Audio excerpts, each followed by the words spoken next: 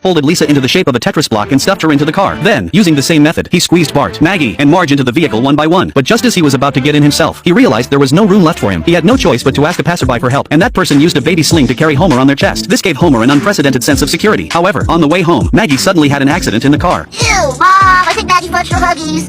Oh, jeez. Marge hurriedly took Maggie into Apu's store, hoping to borrow the restroom. But as she was coming out with Maggie, a robber her. And of course, it's a diaper bag.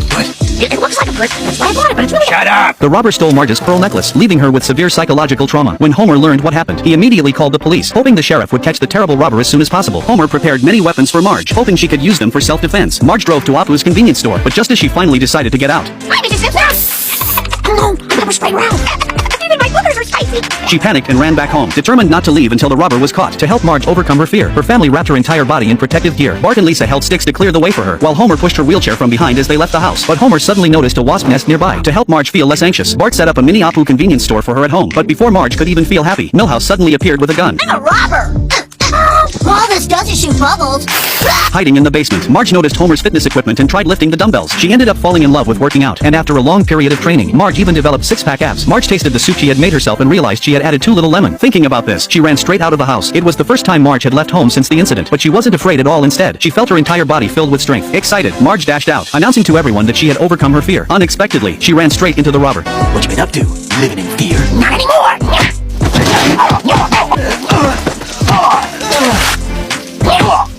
Picked out the cheapest battery. At checkout, the clerk said that buying a TV box would get a free battery. Oh, sucker. Back home, Lisa started setting it up. She said that now the TV could skip ads. Marge finally got to enjoy watching TV. In the evening, Marge fell asleep in the living room. Suddenly, she heard someone calling. It was the person on TV. He accused Marge of being a TV thief because if she didn't watch the ads, they wouldn't make any money. Then it gets better. Then even worse. Stop it! Stop it! I'll watch the commercials! To make up for her mistake, Marge watched ads all night. Then an ad for a new restaurant came on, and the meal deals in it caught the whole family's attention. Plain noodles with butter. Yowza! Texas tofu. Yummy, yummy! And the easiest placemat puzzle in the state. Let me at it! We're going to a restaurant that opening! Like Son, every person in Springfield has a counterpart in the neighboring town. That day, Nelson suddenly burst into the classroom and urgently called all the students away. It turned out that Springfield's most precious lemon tree had been stolen. To reclaim their dignity, Bart led the students into enemy territory to retrieve the lemon tree. To uncover the lemon tree's location, Bart disguised himself and infiltrated the rival team as a mole. They forced him to spray paint insults against Springfield, but Bart secretly wrote taunts against them instead. Then he removed the disguise from himself. At a critical moment, Bart used the power of the paint can to launch himself out, but he failed.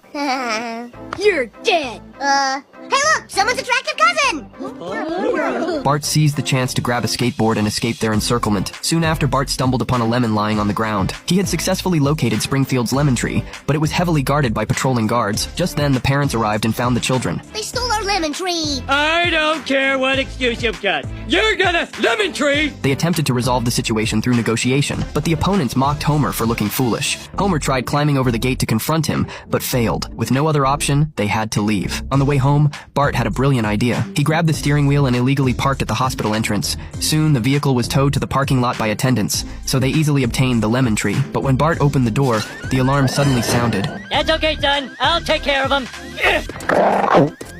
Faster, son! He's got a taste for meat now! Bart successfully ran into the car. Flanders drove out of the iron gate. Eat my short, Shelbyville! Eat my short! Bob complained that the slippers in prison were too small. His fellow inmates in the prison book club would throw books at him. As a result, he was released immediately. He went to Springfield Elementary School, intending to find a position to kill Bart. The principal thought his qualifications far exceeded the requirements of the position, but was concerned that Bob often premeditated murders. Bob said the only person he wanted to kill was Bart. Good luck. The principal found that Bob's voice was very suitable for the school's radio, so he was hired on the spot. Good morning, Springfield Elementary. In the lost and found today, we have one plaid kilt. I believe the clan is Graham Monroe. Bart thought the voice on today's radio sounded familiar. The next second, the radio told him to go to the school warehouse alone. So long, suckers!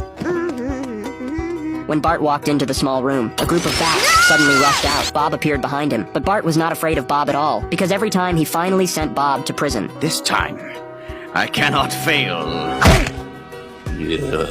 Bob tied Bart to a chair and wanted Bart to kill Krusty. He took out a coin and tried to hypnotize Bart, but the coin fell. Then he picked up the dartboard on the wall and started spinning it. Soon, Bart was hypnotized. You are in my power. I am at your command. In Bob's fantasy, Bart held a flamethrower and eliminated his idol, Krusty. That day, Bob used a trolley as cover and sneaked into the backstage entrance. On the stage, a monkey was dancing a striptease when Bart was watching intently. Bob's voice came from the vent. Bob mixed a bowl of dynamite, took a taste, and then poured the dynamite into the cartridge case on Bart's body. Krusty was performing on the stage. Bob secretly climbed above the stage and opened a bag of chips to enjoy Bart's masterpiece. Bart stood up from the chair and walked toward the stage. As long as he hugged Krusty, the bomb would explode. On the stage, Krusty said there was one thing he felt ashamed of, which was firing the juggler Bob. I'm sorry.